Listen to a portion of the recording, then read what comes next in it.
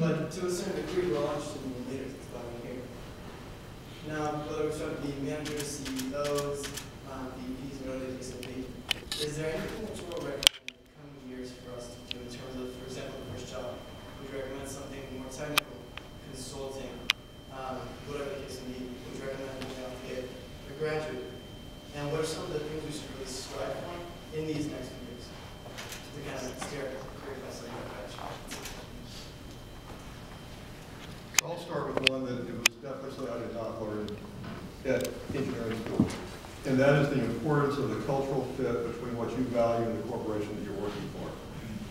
So the first thing is find out about the culture of that company. We had a conversation at the table back here that intern programs, for example, are an absolutely wonderful way to do that if you can. Talk to people that recently graduated and gone to work for the company. Ask them what the culture of the company is about. And then if it's a fit for you, again, this is like work balance thing, there is no one right answer other than the culture of the company and your culture values need to fit. And then whatever you do, have a passion for it. And people are watching, and it's a good fit, and you're doing a good job, you have passion, I think generally things will largely take care of themselves. And if you ever get to the point where the culture is a big mismatch, where you don't have a passion, go circulate your resume and find another company. Let me answer that a little differently. I think that if you can go to graduate school, go to graduate school. Because now, even though you hate school, you want to get it done with, to get as much education as you can, which also allows you to point towards maybe what your interests might be, or even find out what your interests are. You probably have the opportunity to do that. I see about 25 seniors in my class, and 10 of them are getting jobs because they're just so tired of school, and I can understand that. And yeah, they'll go maybe part-time or whatever. But I think if people are not sure, really should give graduate school the first option, and even something maybe away from the technology, maybe engineering management or something related. I didn't say this earlier, but one of the speakers brought up sales and marketing, and I felt I took a master's in industrial management, and I don't remember, frankly, why, except it wasn't engineering. And I remember a course in marketing management, and I will say that to this day, that was the most valuable course in my career. Marketing management, marketing, understanding sales and marketing, and one of my articles for Spectrum magazine was on what engineers should know about marketing. And it was the lingo, how it fits with engineering. So I never planned that, it just happened, but it happened in graduate school when we had a little bit more things you could take and so forth. So unless you absolutely need the money or whatever, you know, you'll always have the job the next year, and you have more of an opportunity having the higher education. And you know, bachelor's degree today is like, you need a master's in most of the fields. Well, Carl said he liked Ascension. I'm going to give him some. I disagree. For a lot of reasons. If you know you want to go into research and be a college professor one day, maybe to go from a BS to a master's to a PhD is a good idea. I think more often than not, it's not a good idea, because I don't think you know at the end of your BS, don't mean that literally. I don't think you know for sure where your heart is. And my experience and the people I've seen is that if you get that first job, that will help tell you what you really feel passionately about in your technical discipline, and it will help you choose a master's degree that might have been different than the one you would choose right out of undergraduate school. So I personally think it's better to wait. Plus, I had to say that because I gave my daughter that advice, because I didn't want to pay for her to go to graduate school.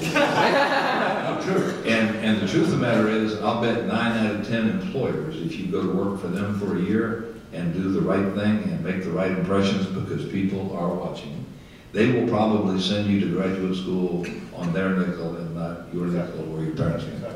The reason why you disagree with me is I didn't give them any of my pumpkin pie.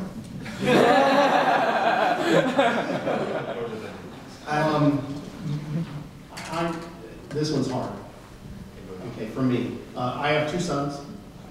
Both just finished up engineering degrees and gone off into the workforce over the last few years. Both of them went on and got their graduate degrees. But I really went out of my way to try and get them to at least think about, do they want to go get a graduate degree or not? I certainly think there's a lot of merit to going on and getting a graduate degree in that if you get it right off your bachelor's, you're far more likely to in fact really go do that than if you go out and start going to work, even if the company's willing to pay for it. I know an awful lot of guys that once you get into it, or guys and gals, I mean, this is a Midwest guys. I know an awful lot of people, New York guys, that once you get into it, you just sort of get going with the flow. But I'm not going to say that going to graduate school is better than going out after your bachelor's and getting experience in work. I will say this, I know an awful lot of people, in school you really didn't get real experience doing the job of being a technology person, in my opinion. And so you need to go get some time under your belt being a technology person to decide whether you like being a technology person. And getting that experience, even if you decide, I don't want to do this for the rest of my life. I really like people more than this, and so I only want to say this. I like the concepts more, so I want to do the planning and the marketing and all of that. I really don't get my thrills out of getting the product to work. I like the conceptualization stuff. The people that I've known that gravitated there were people that they got some amount of experience under their belt. They were able to see what the other roles were like because they saw them in the real world. None of this was make-believe. None of it was conjecture from their classroom. It was real-world engagement.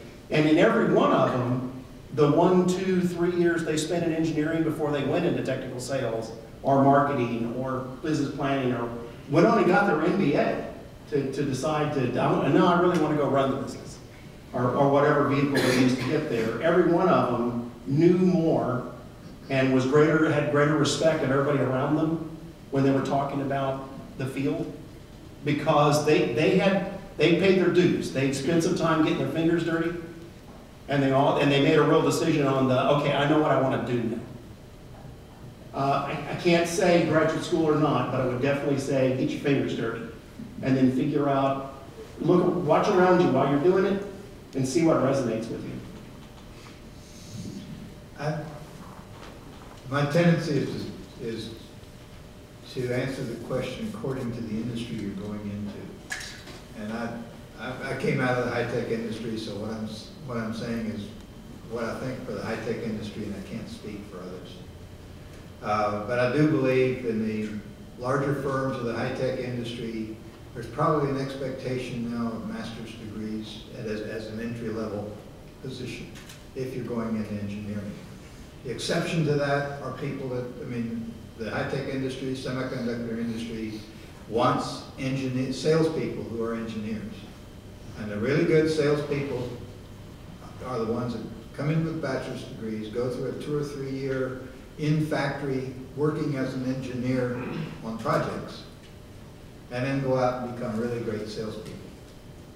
But I think there's a predisposition on the larger high-tech firms for a master's degree as an entry-level position. I wish that was because the undergraduate programs had more humanities in them than they do.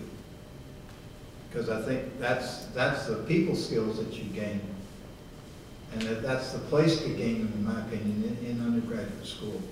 And have a different mix of technical versus non-technical courses in your undergraduate curriculum. I don't know what the curriculum is here, but I suspect it's still highly biased toward the technical.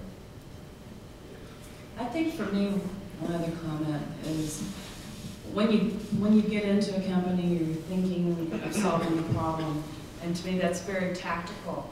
And the people who are able to move up the ladder can shift from being a tactical thinker to a strategic thinker. You can see the bigger picture and you can articulate what you know how to accomplish in the tactical world to the strategic people around who are making decisions. My name is Usman. I'd like to ask you a question.